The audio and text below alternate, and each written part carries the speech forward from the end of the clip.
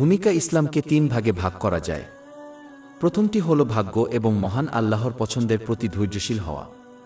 দ্বিতীয়টি হল মহান আল্লাহর নির্দেশ ভালো কাজের আকারে পূরণ করা এবং চূড়ান্ত দিকটি হল মহান আল্লাহর নিষেধ থেকে বিরত থাকা, যাকে পাপ হিসাবে সংজ্ঞায়িত করা হয়েছে।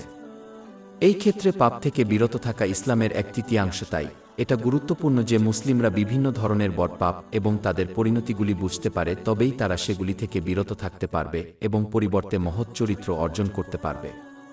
জামে আত তিরমিজি 2003 নম্বরে প্রাপ্ত হাদিস অনুসারে মহানবী হযরত মুহাম্মদ পরামর্শ দিয়েছেন যে বিচার দিবসের দাড়িপাল্লায় সবচেয়ে ভারী জিনিসটি হবে মহৎ চরিত্র।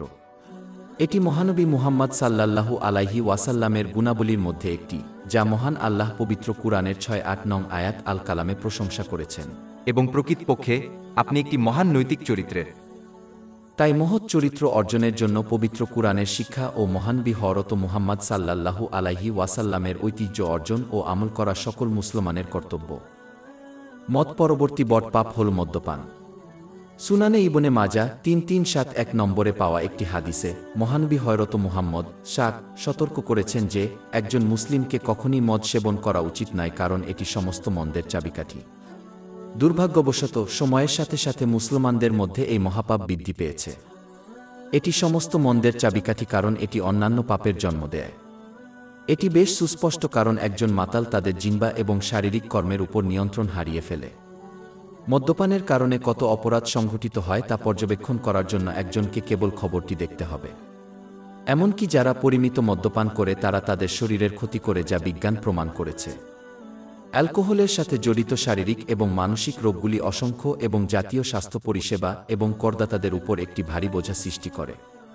এটি সমস্ত মন্দের চাবিকাঠি, কারণ এটি একজন ব্যক্তির তিনটি দিক, যেমন তাদের শরীর, মন এবং আত্মাকে নেতিবাচকভাবে প্রভাবিত করে। অধ্যায় 5 আল মাইদাহ আয়াত 9-0।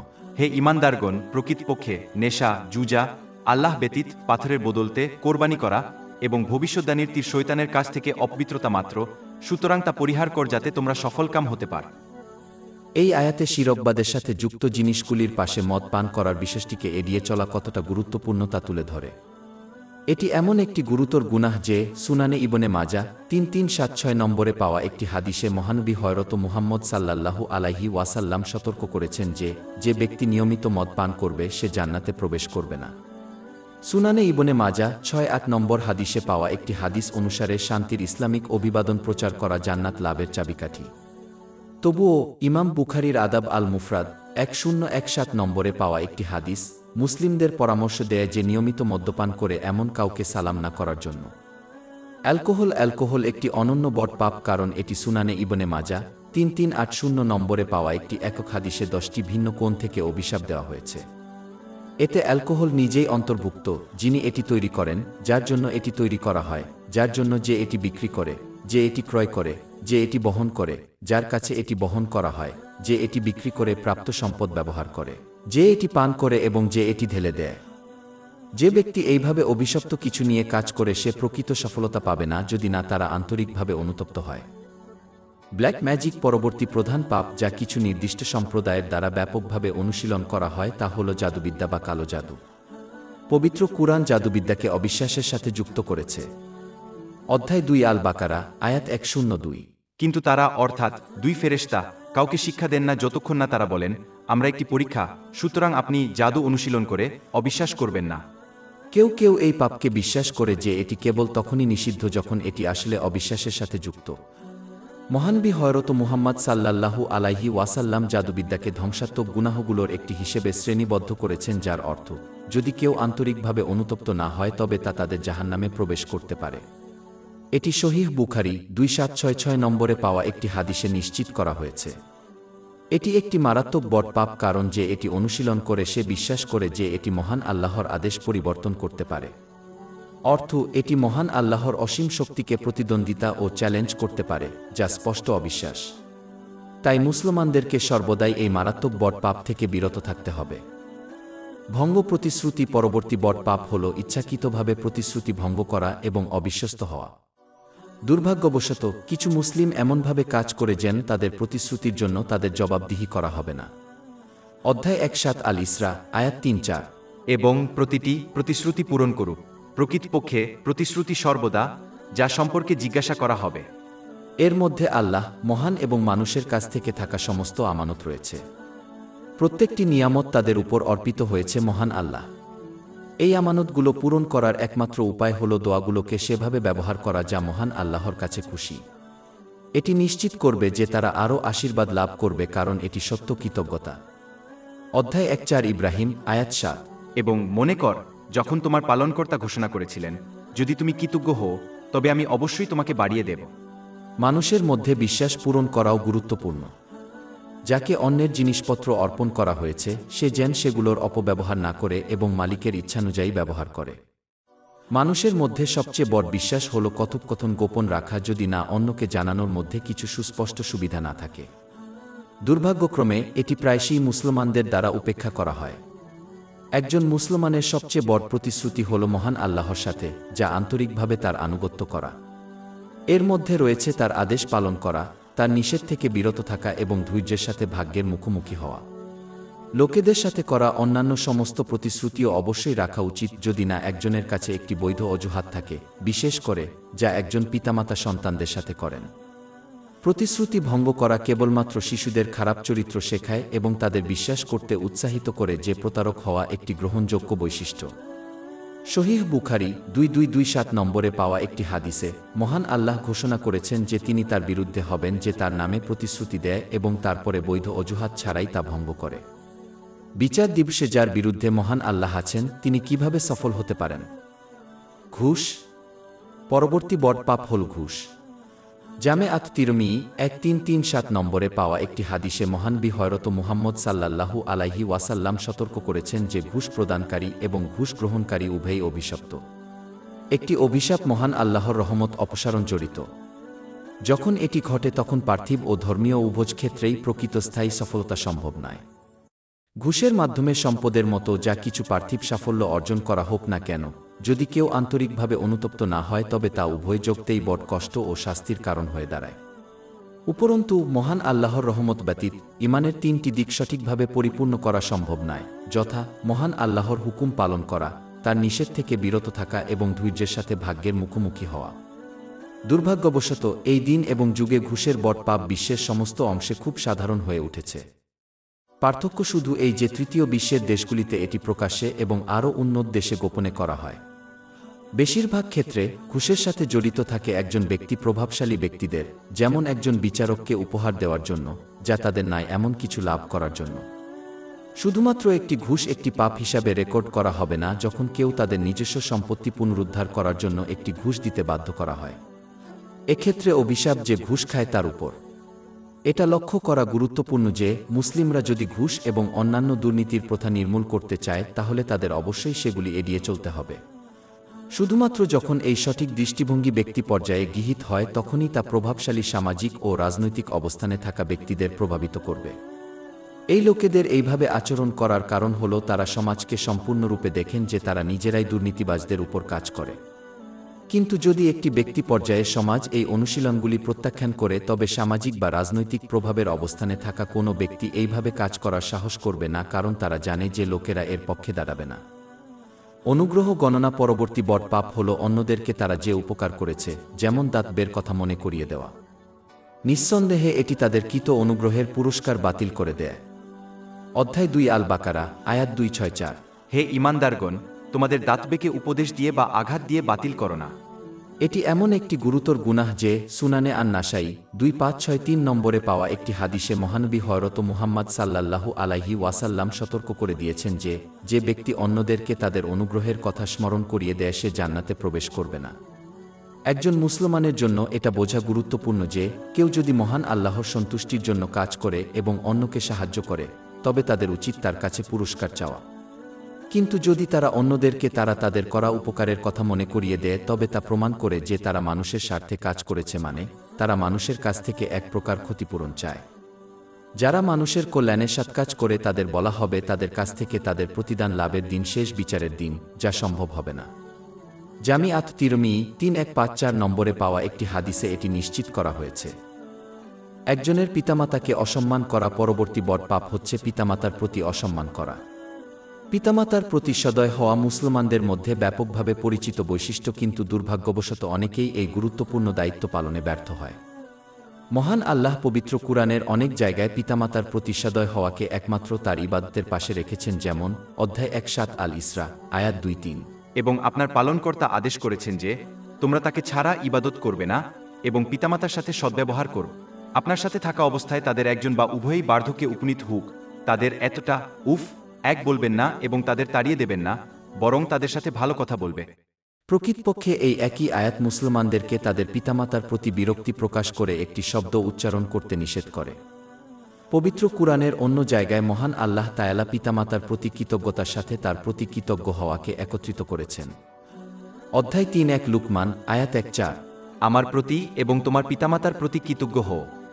যদিও পিতামাতার সাথে সদয় আচরণ করার আদেশ দেওয়ার জন্য অসংখ্য হাদিস রয়েছে, সুনানে ইবনে মাজা ৩৬৬২ নম্বরে পাওয়া একটি মাত্র হাদিসই এর গুরুত্ব বোঝার জন্য যথেষ্ট। মহানবী হযরত মুহাম্মদ সাল্লাল্লাহু আলাইহি ওয়াসাল্লাম এমন একজনকে উত্তর দিয়েছিলেন যিনি প্রশ্ন করেছিলেন যে তারা সন্তানের জান্নাত বা জাহান্নাম ঘোষণা করে পিতামাতার অধিকার কি। অর্থ, মহান আল্লাহর সন্তুষ্টির জন্য কেউ যদি পিতামাতার সাথে সদয় আচরণ করে তাহলে তারা জান্নাতে প্রবেশ করতে পারবে, কিন্তু যারা তাদের পিতামাতার সাথে খারাপ ব্যবহার করে তারা এর কারণে জাহান্নামে নিক্ষিপ্ত হতে পারে। যদিও পিতামাতার আনুগত্য করা, যতক্ষণ না এটি মহান আল্লাহর অবাধ্যতার সাথে জড়িত না হয়, এটি খুব কঠিন, বিশেষ করে এই দিন এবং যুগে মুসলমানদের ধৈর্য ধরে থাকার চেষ্টা করা উচিত এবং তাদের পিতামাতার সাথে তর্ক না করা উচিত। যদি কোনো মুসলমান তাদের সাথে একমত না হয় তবে তারা সর্বদা তাদের প্রতি শ্রদ্ধা বজায় রাখতে পারে এবং এখনও করা উচিত। জুয়া পরবর্তী বড় পাপ হল জুয়া খেলা। নিম্নলিখিত আয়াতে বহুদেবতার সাথে জড়িত বিষয়গুলির পাশে জুয়াকে স্থান দেওয়া হয়েছে, তা এড়িয়ে চলা কতটা গুরুত্বপূর্ণ তা তুলে ধরে। অধ্যায় ৫ আল মাইদাহ আয়াত ৯-০। হে ঈমানদারগণ, প্রকৃতপক্ষে নেশা, জুজা, আল্লাহ ব্যতীত পাথরের বদলতে কোরবানি করা এবং ভবিষ্যদ্বাণীর তীর শয়তানের কাছ থেকে অপবিত্রতা মাত্র, সুতরাং তা পরিহার কর যাতে তোমরা সফলকাম হতে পার। ইমাম বুখারীর আদাব আল মুফরাদ ১২৬২ নম্বরে পাওয়া একটি হাদিসে মহানবী মুহাম্মদ সাল্লাল্লাহু আলাইহি ওয়াসাল্লাম উপদেশ দিয়েছেন যে একজন মুসলমানের উচিত অন্যকে বাজি ধরার জন্য ক্ষতিপূরণ হিসেবে দান করা। একটি বাজি রাখার বিষয়ে কথা বললে যদি একটি জরিমানা থাকে তবে কেউ কি বাস্তবে জুয়া খেলার গুরুতরতা কল্পনা করতে পারে? জুয়া শুধুমাত্র একজন ব্যক্তিকে ধ্বংস করে না, বরং তাদের সাথে জড়িত সকলকে, যেমন তাদের পরিবারকে ধ্বংস করে। এটি অন্যান্য অনেক পাপ এবং অবস্থার সাথে যুক্ত, যেমন মদ্যপান এবং বিষণ্ণতা। একজন ব্যক্তি জুয়া খেলার মাধ্যমে কিছু সম্পদ জিততে পারে, কিন্তু দীর্ঘমেয়াদে তারা কেবল হেরে যাবে। প্রতিবেশীদের ক্ষতি করছে। পরবর্তী বড় পাপ অন্যায়ভাবে প্রতিবেশীর ক্ষতি করা। সহিহ বুখারী ৬০১৪ নম্বরে পাওয়া একটি হাদিসে মহানবী হযরত মুহাম্মদ উপদেশ দিয়েছিলেন যে প্রতিবেশীদের সাথে এমনভাবে সদয় আচরণ করার জন্য তাকে উৎসাহিত করা হয়েছিল যে তিনি মনে করেছিলেন যে একজন প্রতিবেশী প্রতিটি মুসলমানের উত্তরাধিকারী হবে। দুর্ভাগ্যবশত প্রতিবেশীদের সাথে সদয় আচরণ করা ইসলামের একটি গুরুত্বপূর্ণ দিক হওয়া সত্ত্বেও এই দায়িত্বটি প্রায়শই উপেক্ষিত হয়। প্রথমত, এটি লক্ষ্য করা গুরুত্বপূর্ণ যে ইসলামে একজন ব্যক্তির প্রতিবেশী সেই সমস্ত লোককে অন্তর্ভুক্ত করে যারা একজন মুসলমানের বাড়ির প্রতিটি দিকে ৪০টি ঘরের মধ্যে বসবাস করে। ইমাম বুখারীর আদাব আল মুফরাদ ১০৯ নম্বরে এটি নিশ্চিত করা হয়েছে। সহিহ মুসলিমের ১৭৪ নম্বর হাদিসে পাওয়া যায় যে মহানবী হযরত মুহাম্মদ সাল্লাল্লাহু আলাইহি ওয়াসাল্লাম একবার আল্লাহর প্রতি বিশ্বাস, মহিমান্বিত এবং বিচার দিবসে প্রতিবেশীর সাথে সদয় আচরণের সাথে যুক্ত ছিলেন। শুধুমাত্র এই হাদিসটি এর গুরুত্ব নির্দেশ করার জন্য যথেষ্ট। প্রতিবেশীদের সাথে সদয় আচরণ করা। ইমাম বুখারীর আদাব আল মুফরাদ ১১৯ নম্বরে পাওয়া একটি হাদিস সতর্ক করে যে একজন মহিলা যে তার বাধ্যতামূলক দায়িত্ব পালন করেছে এবং অনেক স্বেচ্ছায় ইবাদত করেছে সে জাহান্নামে যাবে, কারণ সে তার বক্তৃতার মাধ্যমে তার প্রতিবেশীদের সাথে খারাপ ব্যবহার করেছে। যদি কথায় কথায় প্রতিবেশীর ক্ষতি করে, তাহলে প্রতিবেশীকে শারীরিকভাবে ক্ষতি করার কতটা গুরুতর তা কল্পনা করা যায়। প্রতিবেশী দ্বারা দুর্ব্যবহার করলে একজন মুসলমানকে ধৈর্য ধরতে হবে। প্রকৃতপক্ষে এই ধরনের ক্ষেত্রে একজন মুসলমানের তাদের সাথে সদয় আচরণ করা উচিত। ভালো দিয়ে ভালো শোধ করা কঠিন নয়। ভালো প্রতিবেশী সেই যে ক্ষতির প্রতিদান ভালো দিয়ে দেয়। একজন মুসলমানের উচিত তাদের প্রতিবেশীর সম্পত্তির ব্যক্তিগত স্থানকে সম্মান করা, তবে একই সাথে তাদের অভ্যর্থনা জানানো এবং খুব বেশি হস্তক্ষেপ না করে তাদের সাহায্যের প্রস্তাব দেওয়া। আর্থিক বা মানসিক সমর্থনের মতো একজন ব্যক্তির জন্য উপলব্ধ যে কোনো উপায়ে তাদের সমর্থন করা উচিত। একজন মুসলমানের উচিত সবসময় প্রতিবেশীর দোষত্রুটি গোপন রাখা। যে ব্যক্তি অন্যের দোষ গোপন করে, মহান আল্লাহ তাআলা তাদের দোষ গোপন করেন। আর যে ব্যক্তি অন্যের দোষত্রুটি প্রকাশ করে, মহান আল্লাহ তাদের দোষত্রুটি প্রকাশ করবেন এবং প্রকাশ্যে তাদের অপমানিত করবেন। এটি সুনানে আবু দাউদ 4880 নম্বরে পাওয়া একটি হাদিসে নিশ্চিত করা হয়েছে। মহান আল্লাহর উপর আশা হারিয়ে ফেলা পরের বড় গুনাহ হল মহান আল্লাহর অসীম রহমতের আশা হারিয়ে ফেলা। অধ্যায় 1-2 ইউসুফ আয়াত 8। অবশ্যই কাফের লোকেরা ছাড়া আর কেউ আল্লাহর কাছ থেকে ত্রাণ থেকে নিরাশ হয় না। জামে আত তিরমি 2459 নম্বরে পাওয়া একটি হাদিসে মহানবী হযরত মুহাম্মদ সাল্লাল্লাহু আলাইহি ওয়াসাল্লাম মহান আল্লাহর রহমতের প্রতি প্রকৃত আশা এবং ইচ্ছা পূরণের মধ্যে পার্থক্য বর্ণনা করেছেন। সত্যিকারের আশা হল যখন কেউ আল্লাহর অবাধ্যতা এড়িয়ে নিজের আত্মাকে নিয়ন্ত্রণ করে এবং পরকালের জন্য প্রস্তুতির জন্য সক্রিয়ভাবে সংগ্রাম করে। অথচ মূর্খ ইচ্ছুক চিন্তাশীল ব্যক্তি তাদের কামনাবাসনার অনুসরণ করে এবং তারপর মহান আল্লাহ তাদের ক্ষমা করে এবং তাদের ইচ্ছা পূরণের প্রত্যাশা করে। মুসলমানদের জন্য এই দুটি মনোভাবকে বিভ্রান্ত না করা গুরুত্বপূর্ণ, যাতে তারা একটি ইচ্ছাপ্রসূত চিন্তাবিদ হিসাবে বেঁচে থাকা এবং মৃত্যু এড়াতে পারে, কারণ এই ব্যক্তির এই পৃথিবীতে বা পরবর্তীতে সফল হওয়ার সম্ভাবনা খুব কম। ইচ্ছাপূর্ণ চিন্তা এমন একজন কৃষকের মতো যে রোপণের জন্য জমি প্রস্তুত করতে ব্যর্থ হয়, বীজ রোপণ করতে ব্যর্থ হয়, জমিতে জল দিতে ব্যর্থ হয় এবং তারপরে একটি বিশাল ফসলের আশা করে। এটি সাধারণ মূর্খতা এবং এই কৃষকের সফল হওয়ার সম্ভাবনা খুব কম।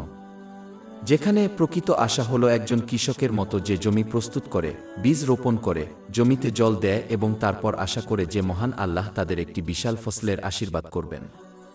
মূল পার্থক্য হল যে প্রকৃত আশার অধিকারী সে মহান আল্লাহর আনুগত্য করার জন্য সক্রিয়ভাবে চেষ্টা করবে, তার আদেশ পালন করে, তার নিষেধ থেকে বিরত থাকবে এবং মহানবী হযরত মুহাম্মদ এর রেওয়ায়েত অনুযায়ী ধৈর্যের সাথে ভাগ্যের মোকাবিলা করবে তার উপর, এবং যখনই তারা পিছলে যায় তারা আন্তরিকভাবে অনুতপ্ত হয়। পক্ষান্তরে ইচ্ছাপ্রবণ চিন্তাশীল ব্যক্তি মহান আল্লাহর আনুগত্য করার জন্য সক্রিয়ভাবে চেষ্টা করবে না, বরং তাদের ইচ্ছার অনুসরণ করবে এবং তবুও মহান আল্লাহ তাদের ক্ষমা করবেন এবং তাদের ইচ্ছা পূরণ করবেন বলে আশা করবেন। তাই মুসলমানদের অবশ্যই মূল পার্থক্যটি শিখতে হবে, যাতে তারা ইচ্ছাকৃত চিন্তাভাবনা ত্যাগ করতে পারে এবং এর পরিবর্তে মহান আল্লাহর প্রতি সত্যিকারের আশা গ্রহণ করতে পারে, যা সর্বদা উভয় জগতেই ভালো এবং সাফল্য ছাড়া কিছুই নিয়ে যায় না। এটি সহিহ বুখারী 7405 নম্বরে পাওয়া একটি হাদিসে ইঙ্গিত করা হয়েছে। মিথ্যা কথা। পরবর্তী বড় পাপটি সম্ভবত সবচেয়ে সাধারণ বড় পাপ, যা অবিরাম মিথ্যা বলা হয়। দুর্ভাগ্যবশত মিথ্যা বলা একটি অতি সাধারণ পাপ যা বর্তমানে সমাজে পাওয়া যায়, যদিও পবিত্র নবী মুহাম্মদ সাল্লাল্লাহু আলাইহি ওয়াসাল্লাম এই পাপটিকে বিশেষভাবে ভণ্ডামির একটি দিক হিসেবে চিহ্নিত করেছেন। এটি সহিহ বুখারী 2459 নম্বরে পাওয়া একটি হাদিসে নিশ্চিত করা হয়েছে। মিথ্যা বলা অগ্রহণযোগ্য, তা ছোট মিথ্যাই হোক বা রসিকতা হিসাবে মিথ্যা বলা। প্রকৃতপক্ষে যে মিথ্যা বলে মানুষকে হাসানোর অর্থ তাদের উদ্দেশ্য কাউকে ধোঁকা দেওয়া নয়। জামে আত তিরমিজি 2315 নম্বরে পাওয়া একটি হাদিসে 3 বার অভিশাপ দেওয়া হয়েছে। রসিকতা করার সময় মিথ্যা বললে অভিশাপ দেওয়া যায়, তাহলে কেউ কল্পনা করতে পারে যে কতটা গুরুতর। অন্যদের প্রতারিত করার চেষ্টা করার সময় মিথ্যা বলা। আরেকটি জনপ্রিয় ধরনের মিথ্যা হল লোকেরা প্রায়ই এই বিশ্বাস করে যে এটি একটি পাপ নয় যখন তারা শিশুদের সাথে মিথ্যা বলে।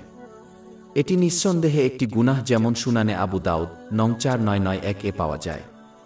বাচ্চাদের সাথে মিথ্যা বলা পরিষ্কার মূর্খতা, কারণ তারা এই পাপপূর্ণ অভ্যাসটি শুধুমাত্র বড়দের কাছ থেকে গ্রহণ করবে যে তাদের সাথে মিথ্যা বলে। এইভাবে আচরণ করা শিশুদের দেখায় যে মিথ্যা বলা গ্রহণযোগ্য যখন এটি ইসলামের শিক্ষা অনুসারে নয়। সমস্ত মুসলমানই ফেরেশতাদের সঙ্গ কামনা করে, তবুও যখন কেউ মিথ্যা বলে তখন তারা তাদের সঙ্গ থেকে বঞ্চিত হয়। প্রকৃতপক্ষে মিথ্যাবাদীর মুখ থেকে বাদ দেওয়া দুর্গন্ধ ফেরেশতাদের তাদের থেকে 1 মাইল দূরে সরিয়ে দেয়। জামি আত তিরমিজি 1972 নম্বরে পাওয়া একটি হাদিসে এটি নিশ্চিত করা হয়েছে। শুধুমাত্র খুব বিরল এবং চরম ক্ষেত্রে মিথ্যা বলা গ্রহণযোগ্য, উদাহরণস্বরূপ একজন নিরপরাধ ব্যক্তির জীবন রক্ষা করার জন্য মিথ্যা বলা। অতএব মুসলমানদের অবশ্যই সকল প্রকার মিথ্যা কথা এড়িয়ে চলতে হবে, তারা কার সাথে কথা বলুক না কেন। ইসলামী জ্ঞানের অপব্যবহার। পরবর্তী বড় গুনাহ হল জাগতিক কারণে ইসলামী জ্ঞান অর্জন করা বা মজুত করা। সুনানে ইবনে মাজাহ 253 নম্বরে পাওয়া একটি হাদিসে মহানবী হযরত মুহাম্মদ সতর্ক করেছেন যে যে ব্যক্তি আলেমদের দেখানোর জন্য, অন্যের সাথে তর্ক করার জন্য বা নিজের প্রতি দৃষ্টি আকর্ষণ করার জন্য ধর্মীয় জ্ঞান অর্জন করে সে ধ্বংস হয়ে যাবে জাহান্নামে। যদিও পার্থিব এবং ধর্মীয় উভয় বিষয়েই সমস্ত কল্যাণের ভিত্তি হল জ্ঞান, মুসলমানদের অবশ্যই বুঝতে হবে যে জ্ঞান তখনই তাদের উপকৃত হবে যখন তারা প্রথমে তাদের উদ্দেশ্য সংশোধন করবে। অর্থ, তারা মহান আল্লাহকে সন্তুষ্ট করার জন্য জ্ঞান অর্জন ও তার উপর আমল করার চেষ্টা করে। অন্য সমস্ত কারণ শুধুমাত্র পুরস্কার এবং এমনকি শাস্তির ক্ষতির দিকে পরিচালিত করবে যদি একজন মুসলিম আন্তরিকভাবে অনুতপ্ত হতে ব্যর্থ হয়। বাস্তবে জ্ঞান হল বৃষ্টির পানির মতো যা বিভিন্ন ধরনের গাছে পড়ে। ফল গাছের মতো অন্যদের উপকার করার জন্য কিছু গাছ এই জলের দ্বারা বেড়ে ওঠে।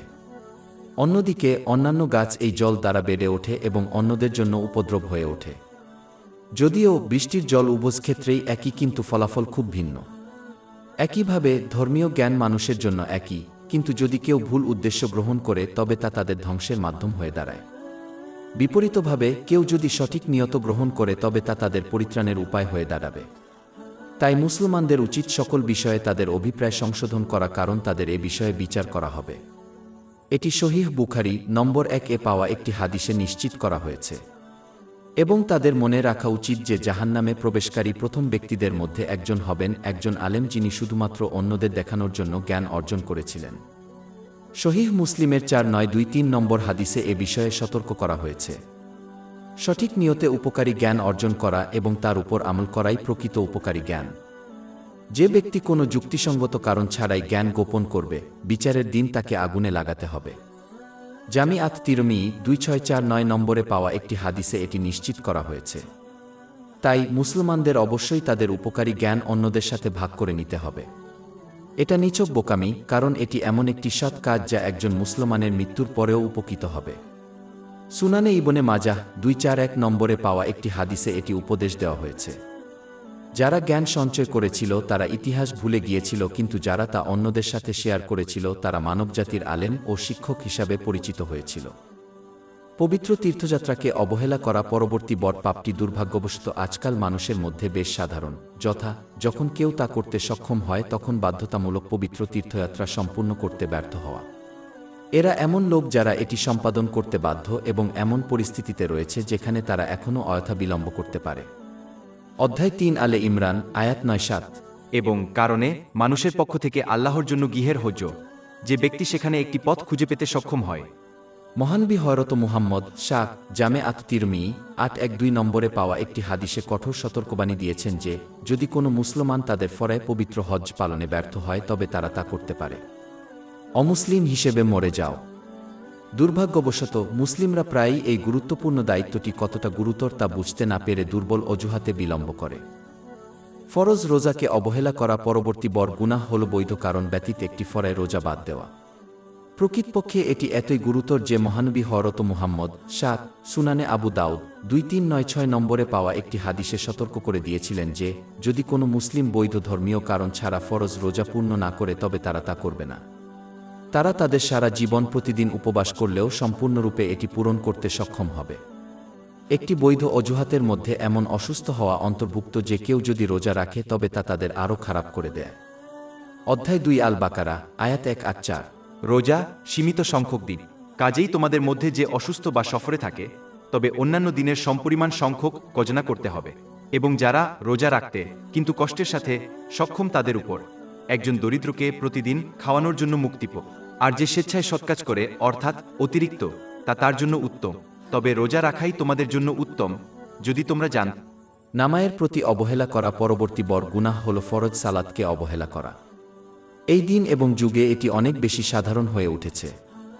অনেকে তুচ্ছ কারণে তাদের ফরজ নামাজ ত্যাগ করে, যা নিঃসন্দেহে প্রত্যাখ্যাত। যে ব্যক্তি যুদ্ধে লিপ্ত তার জন্য যদি নামাজের ফরজ বাদ না দেওয়া হয় তবে তা অন্য কারো থেকে কিভাবে সরানো যাবে। অধ্যায় 4 আন-নিসা আয়াত 102। এবং যখন আপনি অর্থাৎ সেনাবাহিনীর কমান্ডার তাদের মধ্যে থাকবেন এবং তাদের প্রার্থনায় নেতৃত্ব দেবেন, তখন তাদের একটি দল আপনার সাথে প্রার্থনায় দাঁড়াবে এবং তাদের অস্ত্র বহন করুক। এবং যখন তারা সেজদা করে তখন তাদের আপনার পিছনে অবস্থানে থাকতে দিন এবং অন্য দলটিকে এগিয়ে আসতে দিন যারা এখনও নামায় পড়েনি, এবং তারা সতর্কতা অবলম্বন করে এবং তাদের অস্ত্র বহন করে আপনার সাথে সালাত আদায় করুক। মুসাফির বা অসুস্থ কেউই তাদের ফরায় নামায় পড়া থেকে রেহাই পায় না। মুসাফিরকে তাদের জন্য বোঝা কমানোর জন্য কিছু ফরজ নামাজে চক্রের পরিমাণ কমানোর পরামর্শ দেওয়া হয়েছে, কিন্তু তারা সেগুলি নামায় থেকে রেহাই পায়নি। অধ্যায় 4 আন-নিসা আয়াত 101। এবং যখন আপনি সারা দেশে ভ্রমণ করেন তখন সালাত সংক্ষিপ্ত করার জন্য আপনার উপর কোনো দোষ নেই। অসুস্থদের শুকনো অজু করার পরামর্শ দেওয়া হয়েছে যদি পানির সংস্পর্শে তাদের ক্ষতি হয়। অধ্যায় ৫ আল মাইদাহ আয়াত ৬। তবে যদি তুমি অসুস্থ হও বা সফরে থাকো বা তোমাদের মধ্যে কেউ স্বস্তির স্থান থেকে আসে বা নারীদের সাথে যোগাযোগ করে পানি না পেয়ে, তাহলে পরিষ্কার মাটির সন্ধান করো এবং তা দিয়ে তোমার মুখমণ্ডল ও হাত মুছে ফেলো। এছাড়াও অসুস্থ ব্যক্তিরা এমনভাবে সালাত আদায় করতে পারে যা তাদের পক্ষে সহজ হয়। অর্থ দাঁড়াতে না পারলে তাদের বসতে দেওয়া হবে এবং বসতে না পারলে শুয়ে নামাজ পড়তে পারবে। জামে আত তিরমিজি ৩৭২ নম্বরে পাওয়া একটি হাদিসে এটি নিশ্চিত করা হয়েছে। তবে আবার অসুস্থ ব্যক্তিকে সম্পূর্ণ ছাড় দেওয়া হয় না যদি না কেউ মানসিকভাবে অসুস্থ হয় যা তাদের নামায়ের বাধ্যবাধকতা বুঝতে বাধা দেয়। অন্য প্রধান সমস্যা হল যে কিছু মুসলমান তাদের নামাজ বিলম্বিত করে এবং তাদের সঠিক সময়ের বাইরে নামাজ পড়ে।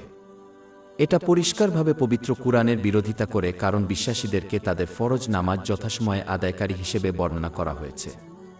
অধ্যায় ৪ আন নিসা আয়াত ১০৩। অবশ্যই মুমিনদের উপর নামায় ফরজ করা হয়েছে নির্দিষ্ট সময়ের জন্য। অনেকে বিশ্বাস করেন যে পবিত্র কুরআনের নিম্নলিখিত আয়াতটি তাদের নির্দেশ করে যারা অকারণে তাদের ফরজ নামাজে বিলম্ব করে। তাফসিরে ইবনে কাসির খণ্ড ১০ পৃষ্ঠা ৬০৩-৬০৪ এ বিষয়ে আলোচনা করা হয়েছে। অধ্যায় ১০৭ আল মাউন আয়াত ৪-৫। সুতরাং যারা নামাজ পড়ে তাদের জন্য আফসোস, কিন্তু যারা তাদের নামায়ের প্রতি উদাসীন। এখানে যারা এই মন্দ স্বভাব অবলম্বন করেছে তাদের উপর মহান আল্লাহ স্পষ্টভাবে অভিশাপ দিয়েছেন। মহান আল্লাহর রহমত থেকে দূরে থাকলে দুনিয়াতে বা পরকালে সফলতা কিভাবে পাওয়া যাবে? ফরজ নামায় ত্যাগ করা এমন একটি মারাত্মক গুনাহ যে জামে আত তিরমিজি ২৬২১ নং হাদিসে মহানবী হযরত মুহাম্মদ সাল্লাল্লাহু আলাইহি ওয়াসাল্লাম ঘোষণা করেছেন যে এ পাপ করবে সে ইসলামে কাফের। উপরন্তু অন্য কোনো নেক আমল একজন মুসলিমকে উপকৃত করবে না যতক্ষণ না তাদের ফরজ নামাজ কায়েম হয়। সহিহ বুখারী ৫৫৩ নম্বরে পাওয়া একটি হাদিস স্পষ্টভাবে সতর্ক করে যে যদি কেউ দুপুরের ফরজ সালাত মিস করে তাহলে তার নেক আমল নষ্ট হয়ে যায়। একটি ফরজ নামায় পরিত্যাগের ক্ষেত্রে এমন হলে সবগুলো পরিত্যাগের শাস্তি কি কল্পনা করা যায়? সহিহ মুসলিমের ২৫২ নম্বর হাদিসে সঠিক সময়ে ফরজ নামায় পড়াকে মহান আল্লাহর কাছে সবচেয়ে প্রিয় কাজ হওয়ার উপদেশ দেওয়া হয়েছে। এ থেকে নির্ণয় করা যায় যে ফরজ নামায়কে সময় অতিক্রম করতে বিলম্ব করা বা ফরজ নামায় আদায় করা তাদের সম্পূর্ণরূপে অনুপস্থিত মহান আল্লাহ তাআলার কাছে সবচেয়ে ঘৃণ্য কাজগুলির মধ্যে একটি। তাদের তত্ত্বাবধানে থাকা শিশুদের ছোটবেলা থেকেই ফরজ নামাজ পড়তে উৎসাহিত করা সকল প্রবীণদের জন্য একটি গুরুত্বপূর্ণ দায়িত্ব, যাতে তারা তাদের উপর আইনত বাধ্যতামূলক হওয়ার আগেই তা প্রতিষ্ঠা করে। যে সমস্ত প্রাপ্তবয়স্করা এটি বিলম্বিত করে এবং বাচ্চাদের বড় হওয়া পর্যন্ত অপেক্ষা করে, তারা এই অত্যন্ত গুরুত্বপূর্ণ দায়িত্বে ব্যর্থ হয়েছে। যে শিশুদের শুধুমাত্র ফরজ নামায় পড়ার জন্য উৎসাহিত করা হয়েছিল, যখন এটি তাদের উপর ফরজ হয়ে যায় তারা খুব কমই তাদের দ্রুত প্রতিষ্ঠিত করেছিল। বেশিরভাগ ক্ষেত্রে এই গুরুত্বপূর্ণ দায়িত্ব সঠিকভাবে পালন করতে তাদের কয়েক বছর লেগে যায়, আর দোষটা পড়ে পরিবারের বড়দের, বিশেষ করে বাবা মায়ের উপর। এই কারণেই মহানবী হযরত মুহাম্মদ সুনানে আবু দাউদ ৪৯৫ নম্বরে পাওয়া একটি হাদিসে উপদেশ দিয়েছেন যে পরিবারকে তাদের সন্তানদের ৭ বছর বয়সে ফরজ নামাজ পড়তে উৎসাহিত করতে হবে। অন্য একটি বড় সমস্যা যা অনেক মুসলমানের মুখোমুখি হয় তা হলো তারা ফরজ নামাজ পড়তে পারে কিন্তু সঠিকভাবে করতে ব্যর্থ হয়। উদাহরণস্বরূপ, অনেকে নামাজের ধাপগুলো সঠিকভাবে সম্পন্ন করে না এবং এর পরিবর্তে তাড়াহুড়ো করে। প্রকৃতপক্ষে সহিহ বুখারী ৭৫৭ নম্বরে পাওয়া একটি হাদিস স্পষ্টভাবে সতর্ক করে যে ব্যক্তি এভাবে নামাজ পড়ে সে আদৌ নামাজ পড়েনি। অর্থ, তারা তাদের সালাত আদায়কারী ব্যক্তি হিসাবে লিপিবদ্ধ নয় এবং তাই তাদের বাধ্যবাধকতা পূর্ণ হয়নি। জামে আত তিরমিজি ২৬৫ নম্বরে পাওয়া একটি হাদিস স্পষ্টভাবে সতর্ক করে যে ব্যক্তি নামাজের প্রতিটি অবস্থানে স্থির থাকে না তার দোয়া কবুল হয় না। মহানবী হযরত মুহাম্মদ সাল্লাল্লাহু আলাইহি ওয়াসাল্লাম যে ব্যক্তি নামাজে সঠিকভাবে রুকু বা সেজদা করে না তাকে নিকৃষ্ট চোর বলে বর্ণনা করেছেন। মুয়াত্তা মালিক বই নম্বর ৯ হাদিস নম্বর ৭৫ এ পাওয়া একটি হাদিসে এই বিষয়ে সতর্ক করা হয়েছে। দুর্ভাগ্যবশত অনেক মুসলিম যারা তাদের ফরজ এবং অনেক স্বেচ্ছায় নামাজ আদায় করার জন্য কয়েক দশক অতিবাহিত করেছে, তারা দেখতে পাবে যে তাদের কেউই গণনা করেনি এবং এইভাবে তারা হবে। যারা তাদের দায়িত্ব পালন করেনি তাকে বিবেচনা করা হয়। এটি সুনানে আন নাসাই ১৩১৩ নম্বরে পাওয়া একটি হাদিসে নিশ্চিত করা হয়েছে। বাধ্যতামূলক দাতব্য দান করতে অবহেলা করা পরবর্তী বড় গুনাহ হল ফরজ সাদকা দান করতে ব্যর্থ হওয়া। পবিত্র কুরআন ও মহানবী হযরত মুহাম্মদ সাল্লাল্লাহু আলাইহি ওয়াসাল্লামের হাদিসে এই পাপের ব্যাপারে কঠোর হুঁশিয়ারি দেওয়া হয়েছে। উদাহরণস্বরূপ সহিহ বুখারী 1403 নম্বরে পাওয়া একটি হাদিসে সতর্ক করা হয়েছে যে যে ব্যক্তি তাদের বাধ্যতামূলক সাদকা দান করে না সে একটি বড় বিষাক্ত সাপের সম্মুখীন হবে যা বিচারের দিন তাকে ক্রমাগত দংশন করবে। অধ্যায় 3 আলে ইমরান আয়াত 180। আর যারা লোভের বশবর্তী হয়ে আল্লাহ তাদের অনুগ্রহে যা দান করেছেন তারা যেন কখনো মনে না করে যে এটি তাদের জন্য উত্তম, বরং এটা তাদের জন্য খারাপ। কিয়ামতের দিন তারা যা আটকে রেখেছিল তা তাদের ঘাড়ে বেষ্টন করা হবে। সুনানে ইবনে মাজাহ 4019 নম্বরে পাওয়া একটি হাদিস অনুসারে যখন একটি সমাজের সদস্যরা বাধ্যতামূলক দানকে আটকে রাখে, মহান আল্লাহ তাআলা বৃষ্টি বন্ধ করে দেন এবং যদি এটি পশুদের জন্য না হয় তবে তিনি বৃষ্টিপাত করতে দিতেন না। এই বড় পাপ তাই কিছু জাতির মুখোমুখি দীর্ঘ সময়ের খরার একটি সম্ভাব্য কারণ। বাধ্যতামূলক দান না করা চরম লোভের লক্ষণ, কারণ এটি একজনের সম্পদের একটি অতি ক্ষুদ্র অংশ, অর্থাৎ 2-5। এটা স্পষ্ট যে কিপন আল্লাহ মহান, মানুষ থেকে দূরে এবং জাহান্নামের কাছাকাছি। জামিআত তিরমিজি 1961 নম্বরে প্রাপ্ত একটি হাদিসে এটি নিশ্চিত করা হয়েছে। মুসলমানদের অবশ্যই বুঝতে হবে যে বাধ্যতামূলক দান করা কেবল তাদের শাস্তি থেকে রক্ষা করে না, বরং এটি তাদের জীবনে আশীর্বাদের দিকে নিয়ে যায় যা তাদের দান করা সম্পদের চেয়ে অনেক বেশি। প্রকৃতপক্ষে মহানবী হযরত মুহাম্মদ সাল্লাল্লাহু আলাইহি ওয়াসাল্লাম সহিহ মুসলিমের 6592 নং হাদিসে স্পষ্ট করে বলেছেন, দান করলে কারো সম্পদ কমে না। এর অর্থ হল যখন কেউ দান করে মহান আল্লাহ তাদের ক্ষতিপূরণ দেন। উদাহরণস্বরূপ তিনি তাদের ব্যবসার সুযোগ প্রদান করেন যার ফলে তারা দান করার চেয়ে বেশি সম্পদ অর্জন করে। এই পরিশোধের বিষয়টি পবিত্র কুরআনের অনেক জায়গায় নিশ্চিত করা হয়েছে। উদাহরণস্বরূপ অধ্যায় 5-7 আল হাদিদ আয়াত 1-1। কে আছে যে আল্লাহকে উত্তম ঋণ দেবে, অতঃপর তিনি তা তার জন্য বহুগুণ বাড়িয়ে দেবেন এবং তার জন্য রয়েছে মহৎ পুরস্কার। উপরন্তু এই হাদিসটি ইঙ্গিত করতে পারে যে প্রতিটি ব্যক্তির বিধান পূর্বে লিপিবদ্ধ করা হয়েছে, যে পরিমাণ সম্পদ তাদের জন্য ব্যয় করা হবে তা কখনোই পরিবর্তিত হবে না, তা নির্বিশেষে একজন ব্যক্তি যতই সম্পদ দান করুক না কেন। এটি সহিহ মুসলিম 6748 নম্বরে পাওয়া একটি হাদিসে নিশ্চিত করা হয়েছে।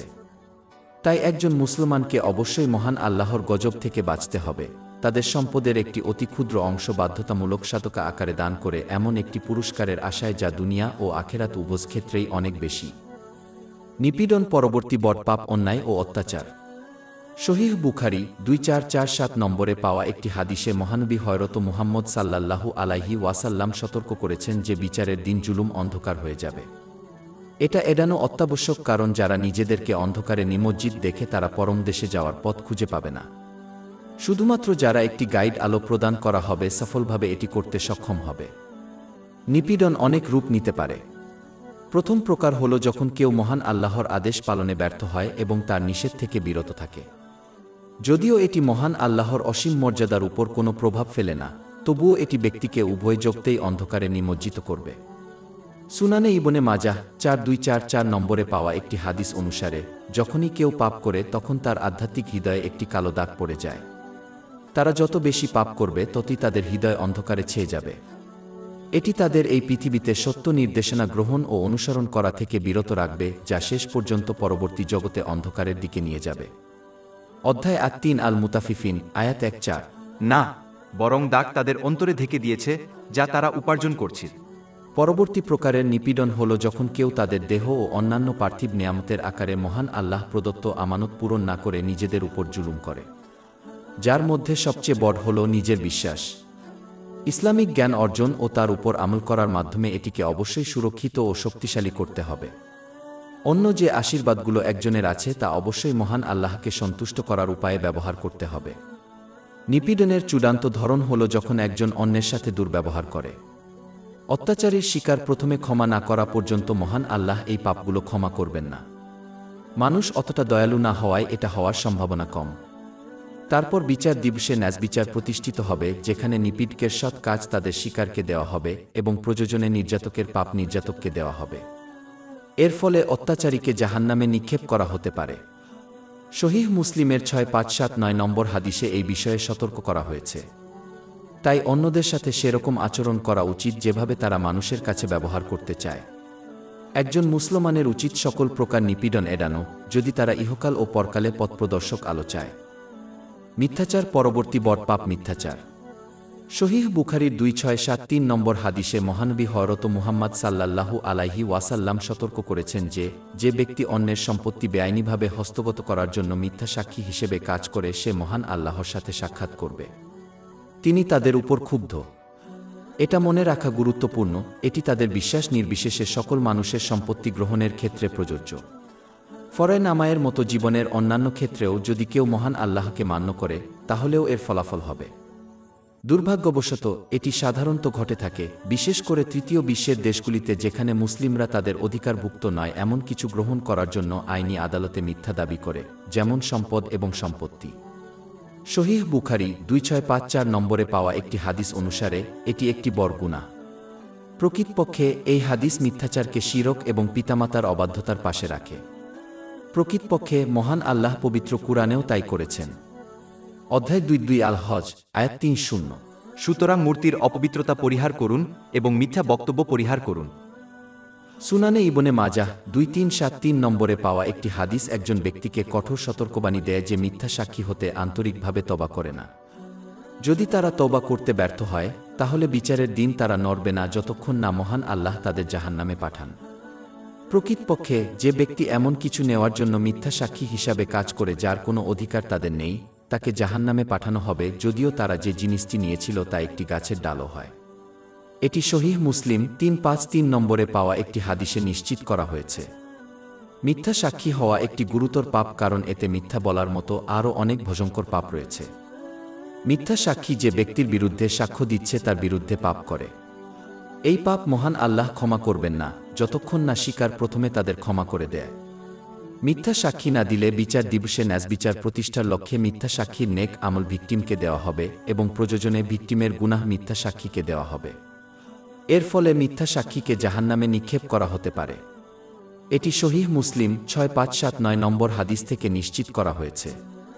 মিথ্যা সাক্ষী যদি অন্য কারো পক্ষে সাক্ষ্য দেয় তাহলে তারাও গুনাহ করে, যাতে পরবর্তীরা এমন কিছু নিতে পারে যার তাদের অধিকার নেই। এই মনোভাব স্পষ্টভাবে পবিত্র কুরআনের আদেশকে চ্যালেঞ্জ করে, যা মুসলমানদের একে অপরকে মন্দ কাজে সাহায্য না করে বরং ভালো কাজে একে অপরকে সাহায্য করার পরামর্শ দেয়। অধ্যায় 5 আল মাইদাহ আয়াত 2। এবং ধার্মিকতা ও তাকওয়ায় সহযোগিতা কর, কিন্তু পাপ ও আগ্রাসনে সহযোগিতা করো না। মিথ্যা সাক্ষী এমন কিছু ব্যবহার করে আরও পাপ করবে যা প্রাপ্তির উপায়ের কারণে অবৈধ হয়ে গেছে। উদাহরণস্বরূপ, যদি একজন ব্যক্তি এই পদ্ধতিতে সম্পদ অর্জন করে এবং তারপরে তা দান করে তবে তা প্রত্যাখ্যান করা হবে এবং একটি পাপ হিসাবে লিপিবদ্ধ হবে, কারণ মহান আল্লাহ শুধুমাত্র বৈধকে গ্রহণ করেন। এটি সহিহ মুসলিম 2342 নম্বরে পাওয়া একটি হাদিসে নিশ্চিত করা হয়েছে। প্রকৃতপক্ষে তারা সম্পদের সাথে যা কিছু করবে তা অনুগ্রহের অনুপস্থিত এবং একটি পাপ হবে, কারণ এটি অবৈধভাবে প্রাপ্ত হয়েছিল। সাধারণ দৈনন্দিন কথাবার্তায় হোক বা আদালতের মামলায় শপথের অধীনে হোক, সবসময় সত্য কথা বলা সকল মুসলমানের কর্তব্য। সব ধরনের মিথ্যা বলা পাপের দিকে নিয়ে যায়, যা ফলস্বরূপ জাহান্নামের দিকে নিয়ে যায়। যে মিথ্যা বলতে থাকবে তাকে মহান আল্লাহ তাআলা বড় মিথ্যাবাদী হিসেবে লিপিবদ্ধ করবেন। বিচার দিবসে এমন একজন ব্যক্তির সাথে কি ঘটতে পারে যাকে মহান আল্লাহ মহান মিথ্যাবাদী বলে আখ্যায়িত করেছেন তা নির্ধারণ করতে একজন পণ্ডিতের প্রয়োজন নেই। জামে আত তিরমিজি 1971 নম্বরে পাওয়া একটি হাদিসে এ বিষয়ে সতর্ক করা হয়েছে। বহুত্ববাদ সর্বপ্রথম এবং সবচেয়ে বড় গুনাহ হল মহান আল্লাহর সাথে অন্যকে শরীক করা। সহিহ বুখারীর 6273 নম্বর হাদিসে মহানবী হযরত মুহাম্মদ সাল্লাল্লাহু আলাইহি ওয়াসাল্লাম এটি নিশ্চিত করেছেন। বৃহত্তর প্রকার হল যখন একজন একাধিক ঈশ্বরের উপাসনা করে। এ অবস্থায় কেউ মারা গেলে তাকে ক্ষমা করা হবে না। অধ্যায় 4 আন নিসা আয়াত 4-8। নিশ্চয়ই আল্লাহ তার সাথে শরীক করাকে ক্ষমা করেন না। গৌণ ধরন হল যখন কেউ তাদের ক্রিয়া দেখায়। এটি অনেক হাদিসে নিশ্চিত করা হয়েছে, যেমন সুনানে ইবনে মাজাহ 3989 নম্বরে পাওয়া যায়। বিচারের দিন যারা মহান আল্লাহ ব্যতীত অন্যদের সন্তুষ্ট করার জন্য কাজ করেছে তাদেরকে তাদের কাছ থেকে তাদের পুরস্কার লাভের আদেশ দেওয়া হবে, যা হবে না সম্ভব। জামি আত তিরমিজি 3154 নম্বরে প্রাপ্ত একটি হাদিসে এটি নিশ্চিত করা হয়েছে। যদি শয়তান কাউকে সৎ কাজ করা থেকে বিরত রাখতে না পারে তবে সে তাদের উদ্দেশ্য নষ্ট করার চেষ্টা করবে, যার ফলে তাদের পুরস্কার নষ্ট হবে। যদি তিনি তাদের উদ্দেশ্যকে স্পষ্টভাবে কলুষিত করতে না পারেন তবে তিনি সূক্ষ্ম উপায়ে এটিকে কলুষিত করার চেষ্টা করেন। এর মধ্যে রয়েছে যখন লোকেরা সূক্ষ্মভাবে অন্যদের কাছে তাদের ধার্মিক কাজগুলি প্রদর্শন করে। কখনো কখনো এটি এত সূক্ষ্ম হয় যে ব্যক্তি নিজেই তারা কি করছে সে সম্পর্কে পুরোপুরি সচেতন নয়। যেহেতু জ্ঞান অর্জন করা এবং তার উপর আমল করা সকলের জন্য কর্তব্য, সুনানে ইবনে মাজা 224 নম্বরে পাওয়া একটি হাদিস অনুসারে দাবি করা অজ্ঞতাকে বিচারের দিনে মহান আল্লাহ কবুল করবেন না। সূক্ষ্মভাবে প্রদর্শন প্রায়ই সামাজিক মিডিয়া এবং একজনের বক্তব্যের মাধ্যমে ঘটে। উদাহরণস্বরূপ, একজন মুসলিম অন্যদেরকে জানাতে পারে যে তারা রোজা রাখছে যদিও কেউ তাদের সরাসরি জিজ্ঞাসা করেনি যে তারা রোজা রাখছে কিনা। আরেকটি উদাহরণ হলো যখন কেউ প্রকাশ্যে অন্যদের সামনে স্মৃতি থেকে পবিত্র কোরআন তেলাওয়াত করে যাতে অন্যদের দেখায় যে তারা পবিত্র কোরআন মুখস্থ করেছে।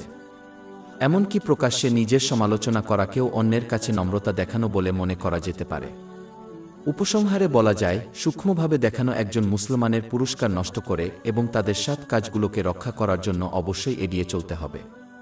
এটি শুধুমাত্র ইসলামী জ্ঞান শেখার এবং তার উপর কাজ করার মাধ্যমে সম্ভব, যেমন একজনের কথাবার্তা কিভাবে রক্ষা করা যায়। অহংকার পরবর্তী বড় পাপ হল অহংকার।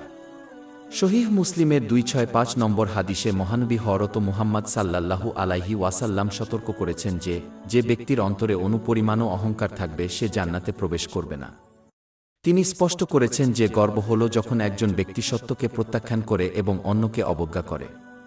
অহংকারী ব্যক্তির কোনো পরিমাণ ভালো কাজ উপকারে আসবে না। যখন কেউ শয়তানকে পর্যবেক্ষণ করে এবং যখন সে গর্বিত হয়ে ওঠে তখন তার অগণিত বছরের উপাসনা কিভাবে তাকে উপকৃত করেনি তা খুব স্পষ্ট। প্রকৃতপক্ষে নিম্নলিখিত আয়াতটি স্পষ্টভাবে অহংকারকে অবিশ্বাসের সাথে সংযুক্ত করে, তাই একজন মুসলিমকে অবশ্যই এই খারাপ বৈশিষ্ট্য থেকে দূরে থাকতে হবে। অধ্যায় 2 আল বাকারা, আয়াত 3-4। আর উল্লেখ করুন, যখন আমি ফেরেশতাদের বলেছিলাম আদমকে সেজদা কর, তাই তারা সিজদা করল ইবলিশ ব্যতীত। সে অস্বীকার করল এবং অহংকার করল এবং কাফেরদের অন্তর্ভুক্ত হল। গর্বিত সেই ব্যক্তি যে সত্যকে প্রত্যাখ্যান করে যখন এটি তাদের কাছে উপস্থাপন করা হয়, কারণ এটি তাদের কাছ থেকে আসেনি এবং এটি তাদের ইচ্ছা এবং মানসিকতাকে চ্যালেঞ্জ করে। গর্বিত ব্যক্তিও বিশ্বাস করে যে তারা অন্যদের থেকে উচ্চতর যদিও তারা তাদের নিজেদের চূড়ান্ত পরিণতি এবং অন্যদের চূড়ান্ত পরিণতি সম্পর্কে অবগত নয়। এটা হল সরল অজ্ঞতা। প্রকৃতপক্ষে মহান আল্লাহ একজন ব্যক্তির মালিকানাধীন সবকিছু সৃষ্টি ও দান করেছেন বলে কোনো কিছু দেখে গর্ব করা বোকামি। এমনকি একজন সৎকর্ম করে থাকে শুধুমাত্র মহান আল্লাহ প্রদত্ত অনুপ্রেরণা, জ্ঞান ও শক্তির কারণে। অতএব এমন কিছু নিয়ে অহংকার করা যা জন্মগতভাবে তাদের নয়। এটি এমন একজন ব্যক্তির মতো যে এমন একটি প্রাসাদের জন্য গর্বিত হয় যা তারা এমনকি তার মালিক বা বাস করে না। এই কারণেই অহংকার মহান আল্লাহর জন্য, কারণ তিনি একাই সমস্ত কিছুর সৃষ্টিকর্তা এবং সহজাত মালিক। যে ব্যক্তি অহংকারবশত মহান আল্লাহকে চ্যালেঞ্জ করবে তাকে জাহান্নামে নিক্ষেপ করা হবে। এটি সুনানে আবু দাউদ 4090 নম্বরে পাওয়া একটি হাদিসে নিশ্চিত করা হয়েছে। একজন মুসলমানের উচিত নবী মুহাম্মদ সাল্লাল্লাহু আলাইহি ওয়াসাল্লামের পদাঙ্ক অনুসরণ করা এবং নম্রতা অবলম্বন করা। নম্ররা সত্যই স্বীকার করে যে তাদের কাছে থাকা সমস্ত ভালো এবং সমস্ত মন্দ থেকে তারা সুরক্ষিত রয়েছে, মহান আল্লাহ ছাড়া আর কারো কাছ থেকে আসে না। অতএব নম্রতা একজন ব্যক্তির জন্য অহংকারের চেয়ে বেশি উপযুক্ত। একজন ব্যক্তিকে বিশ্বাস করে বোকা বানানো উচিত নয় যে নম্রতা অসম্মানের দিকে নিয়ে যায়, কারণ মহান আল্লাহর নম্র বান্দাদের চেয়ে বেশি সম্মানিত কেউ হয়নি। প্রকৃতপক্ষে মহানবী হযরত মুহাম্মদ সাল্লাল্লাহু আলাইহি ওয়াসাল্লাম জামে আত-তিরমিজি 2029 নম্বরে পাওয়া একটি হাদিসে মহান আল্লাহর সন্তুষ্টির জন্য যে ব্যক্তি নম্রতা অবলম্বন করে তার জন্য মর্যাদা বৃদ্ধির নিশ্চয়তা দিয়েছেন। আত্মীয়তার বন্ধন ছিন্ন করা পরবর্তী বড় পাপ হল আত্মীয়দের সাথে সম্পর্ক ছিন্ন করা। এটি একটি অত্যন্ত গুরুতর সমস্যা যার পরিণতি দুর্ভাগ্যবশত অনেকেই জানেন না। সহিহ মুসলিমে পাওয়া একটি হাদিস নম্বর 6519 এর গুরুত্ব নির্দেশ করে। যে ব্যক্তি পার্থিব কারণে আত্মীয় স্বজনের সাথে সম্পর্ক ছিন্ন করে, মহান আল্লাহ তার রহমতের সম্পর্ক ছিন্ন করবেন। এটি প্রায়শই বিশেষ করে এশিয়ান সম্প্রদায়ের মধ্যে লক্ষ্য করা যায় যে তুচ্ছ পার্থিব বিষয়ের জন্য একজন মুসলিম তাদের সাথে সম্পর্ক ছিন্ন করে যদিও তারা তাদের সাথে বছরের পর বছর ধরে ভালো ব্যবহার করে। আত্মীয় মারা গেলেই মুসলমান তখন দুঃখ প্রকাশ করে যদিও এখন অনেক দেরি হয়ে গেছে। এটি একটি অজ্ঞ মানসিকতা এবং পরিবর্তন করা উচিত। মহান আল্লাহ যদি তাদের কাছ থেকে তার রহমত বন্ধ করে দেন, তাহলে কিভাবে কেউ এই দুনিয়ায় বা পরকালে সাফল্য লাভের আশা করতে পারে? প্রকৃতপক্ষে সহিহ বুখারী 5984 নম্বরে পাওয়া একটি হাদিসে মহানবী হযরত মুহাম্মদ স্পষ্টভাবে সতর্ক করেছেন যে ব্যক্তি পার্থিব বিষয়ে আত্মীয় স্বজনের সাথে সম্পর্ক ছিন্ন করবে সে জান্নাতে প্রবেশ করবে না। উপরন্তু আত্মীয়তার বন্ধন ছিন্ন করা একটি বৈশিষ্ট্য যা মহান আল্লাহ পবিত্র কুরআনে অভিশাপ দিয়েছেন। যে ব্যক্তি এইভাবে অভিশপ্ত হয় সে কেবল একের পর এক সমস্যার সম্মুখীন হবে যতক্ষণ না তারা এই পৃথিবী ছেড়ে আরও সমস্যার মুখোমুখি হবে। অধ্যায় 4-7 মুহাম্মদ আয়াত 2-2-2-3। সুতরাং যদি তুমি মুখ ফিরিয়ে নাও তাহলে পৃথিবীতে ফাসাদ সৃষ্টি করবে এবং সম্পর্ক ছিন্ন করবে। যারা এমন করে তারাই যাদেরকে আল্লাহ অভিশাপ দিয়েছেন। এমনকি যদি কেউ পাপী মুসলমান হয় তবে তাদের সাথে আত্মীয়ের সম্পর্ক ছিন্ন করা উচিত নয়। পরিবর্তে তাদের উচিত অবিরতভাবে তাদের মহান আল্লাহর প্রতি তাদের অবাধ্যতা পরিত্যাগ করার পরামর্শ দেওয়া এবং কোনোভাবেই তাদের মন্দ আচরণে সাহায্য না করা। শুধুমাত্র যখন কেউ তাদের আত্মীয়ের খারাপ আচরণের দ্বারা হুমকি বোধ করে তখনই তাদের সর্বদা তাদের এড়িয়ে চলা উচিত। অধ্যায় 4-নিসা আয়াত 1। আর আল্লাহকে ভয় কর যার মাধ্যমে তোমরা একে অপরকে চাও এবং গর্ব দেখানো বন্ধ। পরবর্তী বড় পাপ হল মানুষের সামনে নিজের সৎ কাজ দেখানো। জামেআত তিরমিজি 3154 নম্বরে পাওয়া একটি হাদিসে মহানবী হযরত মুহাম্মদ শাহ সতর্ক করেছেন যে যারা আল্লাহর সন্তুষ্টির জন্য না করে লোক দেখানোর মতো কাজ করে, মহিমান্বিত কিয়ামতের দিন তাদের পুরস্কার লাভের জন্য বলা হবে তারা যাদের জন্য তারা কাজ করেছে যা বাস্তবে করা সম্ভব নয়। এটা বোঝা গুরুত্বপূর্ণ যে সমস্ত কাজের ভিত্তি এমনকি ইসলাম নিজেই একজনের উদ্দেশ্য। সহিহ বুখারীর 1 নম্বর হাদিস অনুসারে মহান আল্লাহ তাআলা মানুষের বিচার করেন। একজন মুসলমানকে নিশ্চিত করা উচিত যে তারা সকল ধর্মীয় ও উপকারী পার্থিব কর্ম আল্লাহর সন্তুষ্টির জন্য পালন করে, যাতে তারা উভয় জগতে তার কাছ থেকে পুরস্কার লাভ করুন। এই সঠিক মানসিকতার একটি চিহ্ন হল যে এই ব্যক্তিটি তাদের কাজের জন্য তাদের প্রশংসা বা কৃতজ্ঞতা প্রকাশ করতে চায় না বা চায় না। যদি কেউ এটি কামনা করে তবে এটি তাদের ভুল উদ্দেশ্য নির্দেশ করে। উপরন্তু সঠিক উদ্দেশ্য নিয়ে কাজ করা দুঃখ এবং তিক্ততা প্রতিরোধ করে, কারণ যে ব্যক্তি মানুষের স্বার্থে কাজ করে সে অবশেষে অকৃতজ্ঞ লোকেদের মুখোমুখি হবে। এটি ব্যক্তিকে ক্ষুব্ধ এবং তিক্ত হয়ে উঠবে কারণ তারা অনুভব করে যে তারা তাদের প্রচেষ্টা এবং সময় নষ্ট করেছে। দুর্ভাগ্যবশত এটি প্রায়শই পিতামাতা এবং আত্মীয়দের মধ্যে দেখা যায়, কারণ তারা প্রায়শই মহান আল্লাহর সন্তুষ্টির পরিবর্তে তাদের সন্তানদের এবং আত্মীয়দের প্রতি তাদের দায়িত্ব পালন করে। কিন্তু যিনি মহান আল্লাহর সন্তুষ্টির জন্য কাজ করেন তিনি তাদের সন্তানদের মতো অন্যদের প্রতি তাদের সমস্ত কর্তব্য পালন করবেন এবং তাদের প্রতি কৃতজ্ঞতা প্রকাশ করতে ব্যর্থ হলে কখনই তিক্ত বা রাগান্বিত হবেন না। এই মনোভাব মানসিক প্রশান্তি এবং সাধারণ সুখের দিকে নিয়ে যায়, কারণ তারা জানে যে মহান আল্লাহ তাদের সৎ কাজ সম্পর্কে পুরোপুরি অবগত এবং এর জন্য তাদের পুরস্কৃত করবেন। এইভাবে সমস্ত মুসলমানদের কাজ করতে হবে, অন্যথায় বিচারের দিন তারা খালি হাতে পড়ে থাকতে পারে। গুপ্তচর বৃত্তি পরের বড় গুনাহ হল অন্যের উপর গুপ্তচর বৃত্তি করা, যাতে আল্লাহ তাআলা গোপন করেছেন এমন দোষগুলো উদ্ঘাটন করতে পারেন। অধ্যায় 4-9 আল হুজুরাত আয়াত 1-2। এবং গুপ্তচর বৃত্তি করবেন না। সহিহ বুখারীর 7042 নং হাদিসে মহানবী হযরত মুহাম্মদ শাহ সতর্ক করে দিয়েছেন যে যে কেউ অন্যের উপর গোয়েন্দাগিরি করে, যেমন তাদের ব্যক্তিগত কথোপকথন সহজে ছেড়ে দেওয়া, তার কানে গলিত সীসা ঢেলে দেওয়া হবে। বিচার দিবস। মুসলমানদের বোঝা উচিত যে মহান আল্লাহ যদি সর্বজ্ঞাতা হন তবুও অন্যের দোষ গোপন করেন, তবে সীমিত ঈশ্বর প্রদত্ত জ্ঞানের অধিকারী মুসলমানদের তাদের দোষ এবং ব্যক্তিগত বিষয়গুলি উদ্ঘাটনের উদ্দেশ্যে অন্যের উপর গুপ্তচর বৃত্তি করা উচিত নয়। যে ব্যক্তি অন্যের দোষত্রুটি উন্মোচন করে মহান আল্লাহ তার দোষত্রুটি প্রকাশ করে দেন। এটি সুনানে ইবনে মাজাহ 2546 নম্বরে পাওয়া একটি হাদিসে নিশ্চিত করা হয়েছে। পরিবর্তে মুসলিমদের উচিত এই হাদিসের অন্য অংশের উপর আমল করা, যা অন্যের দোষ গোপন করা, যাতে মহান আল্লাহ তাদের দোষ গোপন করেন। টেল বিয়ারিং পরবর্তী বড় পাপ হল গল্প করা এবং গসিপ ছড়ানো। সহিহ মুসলিমের 290 নম্বর হাদিসে মহানবী হযরত মুহাম্মদ সাল্লাল্লাহু আলাইহি ওয়াসাল্লাম সতর্ক করেছেন যে যে ব্যক্তি বিদ্বেষমূলক কথাবার্তা ছড়ায় সে জান্নাতে প্রবেশ করবে না। এটি সেই ব্যক্তি যিনি গসিপ ছড়ান, তা সত্য হোক বা না হোক, এবং এটি মানুষের মধ্যে সমস্যা, ভেঙে যাওয়া এবং ভেঙে যাওয়া সম্পর্কের দিকে নিয়ে যায়। এটি একটি খারাপ বৈশিষ্ট্য এবং যারা এমন আচরণ করে তারা প্রকৃতপক্ষে মানব শয়তান, কারণ এই মানসিকতা শয়তান ছাড়া অন্য কারো নয়। তিনি সর্বদা মানুষের মধ্যে বিচ্ছেদ ঘটাতে চেষ্টা করেন। মহান আল্লাহ পবিত্র কুরআনে এ ধরনের ব্যক্তিকে অভিশাপ দিয়েছেন। অধ্যায় 104 আল হুমাজাহ আয়াত 1। ধ্বংস প্রত্যেক বিদ্রূপকারী ও উপহাসকারীর জন্য। এই অভিশাপ যদি তাদের ঘিরে ফেলে তাহলে মহান আল্লাহ তাদের সমস্যার সমাধান করবেন এবং তাদের আশীর্বাদ দান করবেন এমন আশা করা যায় কিভাবে? শুধুমাত্র সময় গল্প বহন গ্রহণযোগ্য যখন কেউ একটি বিপদ সম্পর্কে অন্যদের সতর্ক করা হয়। একজন মুসলমানের জন্য এটা কর্তব্য যে একজন গল্প বহনকারীর প্রতি কোনো মনোযোগ না দেওয়া, কারণ তারা দুষ্ট লোক যাদের বিশ্বাস করা বা বিশ্বাস করা উচিত নয়। অধ্যায় 4 আল হুজুরাত আয়াত 6। হে ঈমানদারগণ, যদি তোমাদের কাছে কোনো অবাধ্য ব্যক্তি তথ্য নিয়ে আসে, তবে তদন্ত করে দেখো, পাছে অজ্ঞতাবশত কোনো সম্প্রদায়ের ক্ষতি করে নাও। একজন মুসলমানের উচিত গল্প বাহককে এই মন্দ বৈশিষ্ট্যটি চালিয়ে যেতে নিষেধ করা এবং আন্তরিকভাবে অনুতপ্ত হওয়ার জন্য তাদের আহ্বান জানানো। পবিত্র কুরআনে যেমন বলা হয়েছে, একজন মুসলমানের উচিত হবে না যে ব্যক্তি তাদের সম্পর্কে খারাপ কিছু বলে তার বিরুদ্ধে কোনো অসৎ ইচ্ছা পোষণ করবে না। অধ্যায় 4 আল হুজুরাত আয়াত 1-2। হে ঈমানদারগণ, তোমরা অনেক ধারণা পরিহার কর, প্রকৃতপক্ষে কিছু অনুমান পাপ। এই একই আয়াত মুসলমানদের শেখায় যে অন্যের উপর গুপ্তচর ভিত্তি করে গল্পের বাহককে প্রমাণ বা মিথ্যা প্রমাণ করার চেষ্টা করবেন না। অধ্যায় 4 আল হুজুরাত আয়াত 1-2। এবং গুপ্তচর বৃত্তি করবেন না। পরিবর্তে গল্প বহনকারী উপেক্ষা করা উচিত। একজন মুসলমানের উচিত নয় যে গল্প বাহক তাদের দেওয়া তথ্য অন্য ব্যক্তির কাছে উল্লেখ করবেন বা গল্প বাহককে উল্লেখ করবেন না, কারণ এটি তাদেরও গল্প বাহক করে তুলবে। মুসলমানদের গল্প বহন করা এবং গল্প বহনকারীদের সঙ্গ এড়ানো উচিত, কারণ তারা আন্তরিকভাবে অনুতপ্ত না হওয়া পর্যন্ত তারা কখনই আস্থা বা সাহচর্যের যোগ্য হতে পারে না। পাপের প্রকারভেদ পাপগুলিকে ছোট এবং বড় হিসাবে শ্রেণীবদ্ধ করা হয়েছে।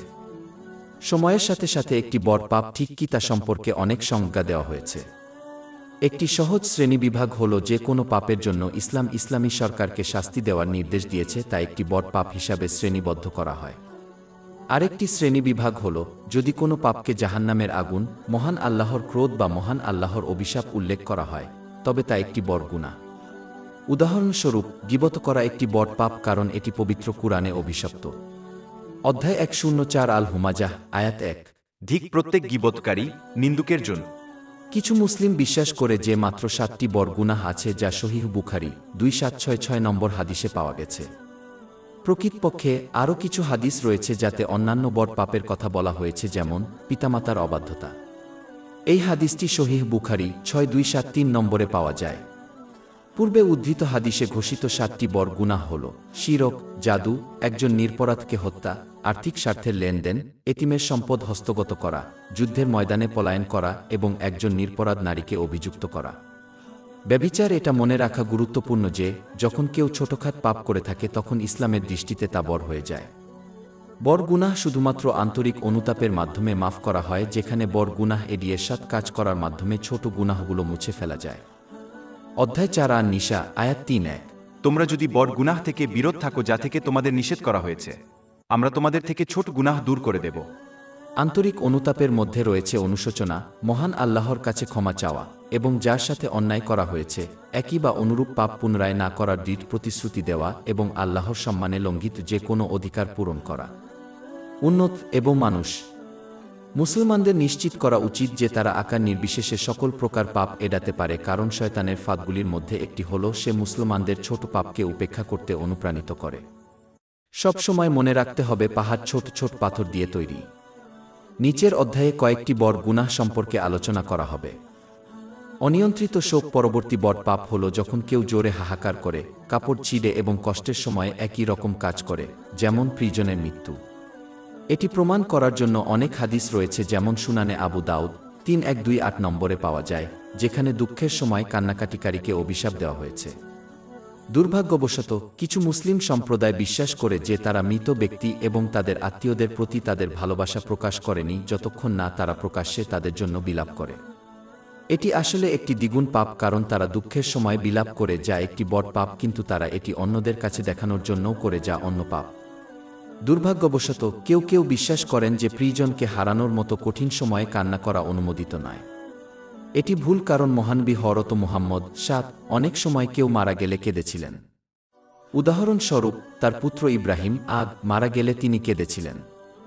এটি সুনানে আবু দাউদ 3126 নম্বরে পাওয়া একটি হাদিসে নিশ্চিত করা হয়েছে।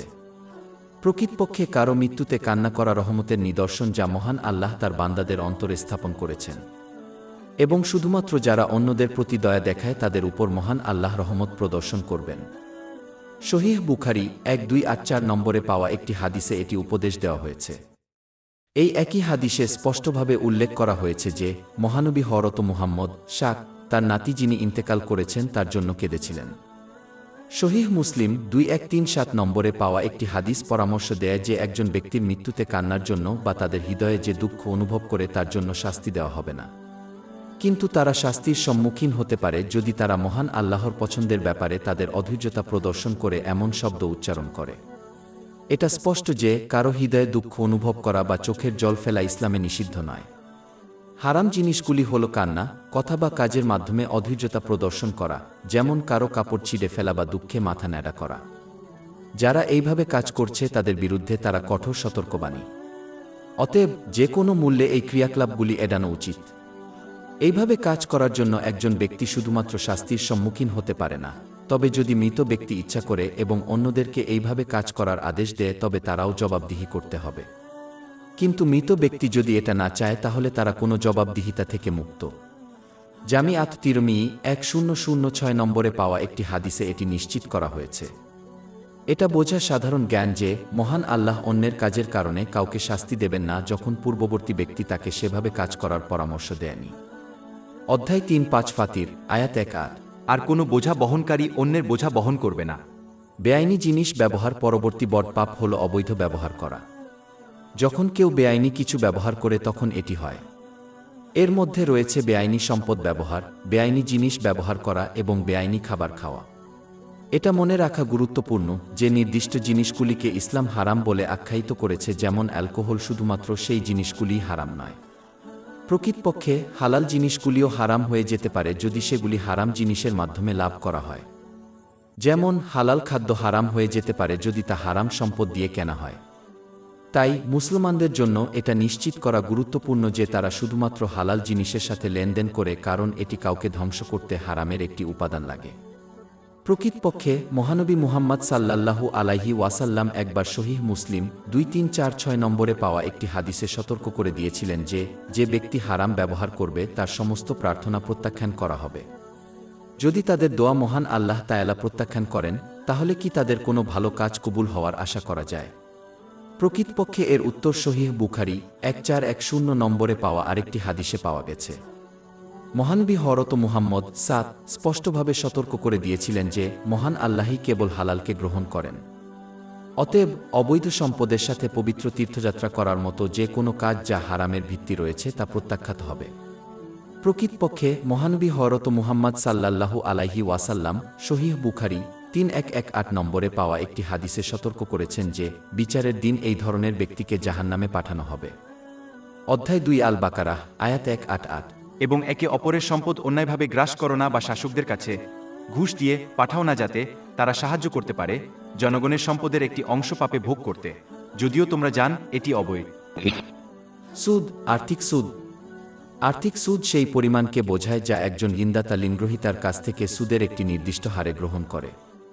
পবিত্র কুরআন নাইলের সময় অনেক ধরনের সুদের লেনদেন প্রচলিত ছিল।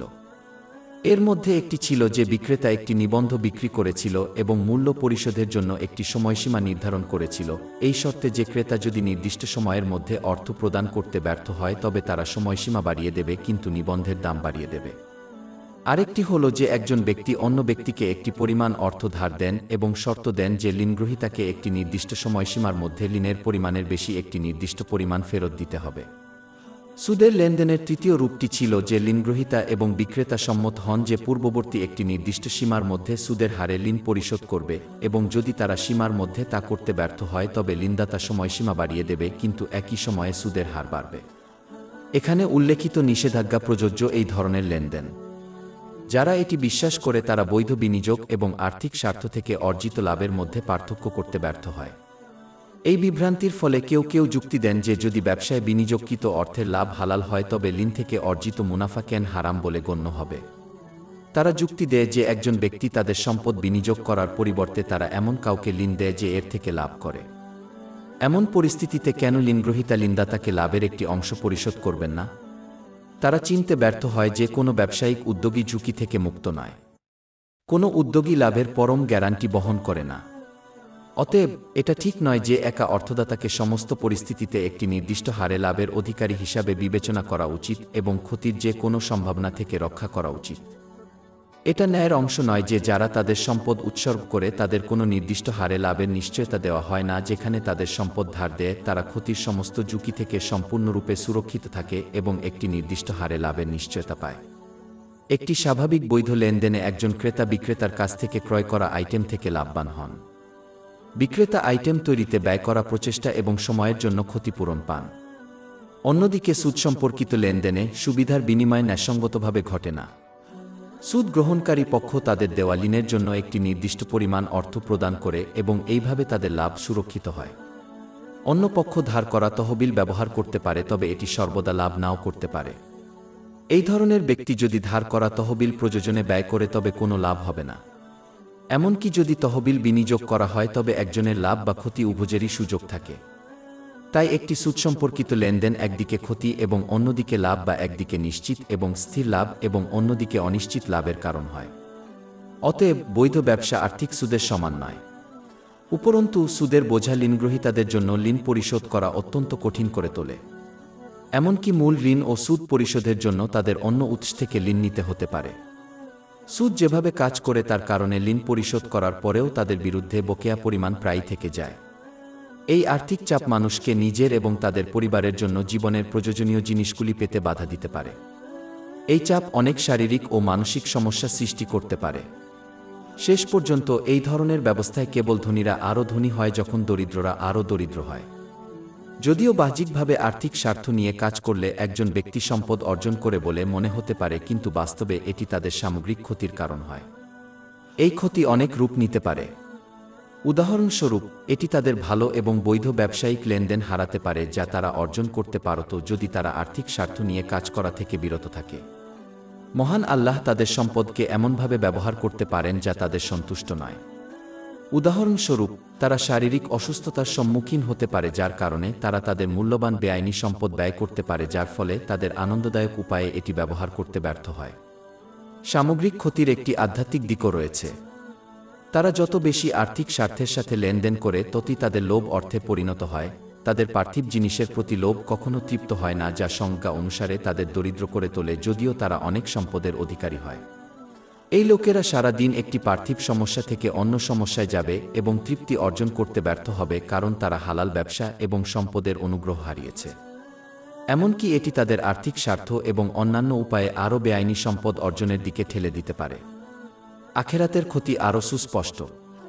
হাসরের দিন তাদের খালি হাতে ছেড়ে দেওয়া হবে, কারণ হারামের মধ্যে নিহিত কোনো ভালো কাজ, যেমন হারাম সম্পদ দিয়ে দান করা, মহান আল্লাহ তাআলা কবুল করেন না। এই ব্যক্তির সম্ভাবনা কোথায় তা নির্ধারণ করতে একজন পণ্ডিত লাগে না। বিচার দিবসে শেষ করতে বৈধ ব্যবসায়িক লেনদেন এবং সুদ সম্পর্কিত লেনদেনের মধ্যে বিস্তর পার্থক্য রয়েছে। পূর্বেরটি সমাজে একটি উপকারী ভূমিকা পালন করে, যেখানে পরেরটি তার পতনের দিকে নিয়ে যায়। স্বভাবগতভাবে স্বার্থলোভ, স্বার্থপরতা, উদাসীনতা এবং অন্যের প্রতি নিষ্ঠুরতার জন্ম দেয়। এটি সম্পদের পূজার দিকে নিয়ে যায় এবং অন্যের সাথে সহানুভূতি ও ঐক্য বিনষ্ট করে। সুতরাং এটি অর্থনৈতিক এবং নৈতিক উভয় দৃষ্টিকোণ থেকে সমাজকে ধ্বংস করতে পারে। অন্যদিকে দাতব্য হল উদারতা এবং করুণার ফলাফল। পারস্পরিক সহযোগিতা ও সদিচ্ছার কারণে সমাজের ইতিবাচক বিকাশ ঘটবে, যার ফলে সবাই উপকৃত হবে। এটা স্পষ্ট যে যদি এমন একটি সমাজ থাকে যার ব্যক্তিরা একে অপরের সাথে তাদের লেনদেনে স্বার্থপর হয়, যেখানে ধনীদের স্বার্থ সাধারণ মানুষের স্বার্থের সরাসরি বিরোধী হয়, সেই সমাজ স্থিতিশীল ভিত্তির উপর নির্ভর করে না। এমন সমাজে ভালোবাসা ও সহানুভূতির পরিবর্তে পারস্পরিক বিদ্বেষ ও তিক্ততা বাড়তে বাধ্য। উপসংহারে বলা যায়, মানুষ যখন তাদের নিজেদের প্রয়োজন এবং তাদের নির্ভরশীলদের চাহিদা পূরণ করবে এবং তারপর তাদের উদ্বৃত্ত সম্পদ দিয়ে দাতব্য উপায়ে ব্যয় করবে বা পারস্পরিকভাবে বৈধ ব্যবসায়িক উদ্যোগে অংশ নেবে, তখন এমন সমাজে ব্যবসা, শিল্প ও কৃষির উন্নতি হবে। সমাজের মধ্যে জীবনযাত্রার মান বাড়বে এবং সেখানে উৎপাদন অনেক বেশি হবে সেই সমাজের তুলনায় যেখানে অর্থনৈতিক কার্যকলাপ আর্থিক স্বার্থ দ্বারা সংকুচিত হয়। উপসংহার: ছোটবড় গুনাহ থেকে বাঁচতে মুসলমানদের প্রয়োজনীয় জ্ঞান অর্জন করা উচিত। তাদেরকে অবশ্যই ছোটবড় সকল পাপ থেকে অনুতপ্ত হতে হবে এবং মহান আল্লাহর রহমত ও ক্ষমার আশায় ভবিষ্যতে যে কোন মূল্যে এগুলি এড়িয়ে চলার চেষ্টা করতে হবে।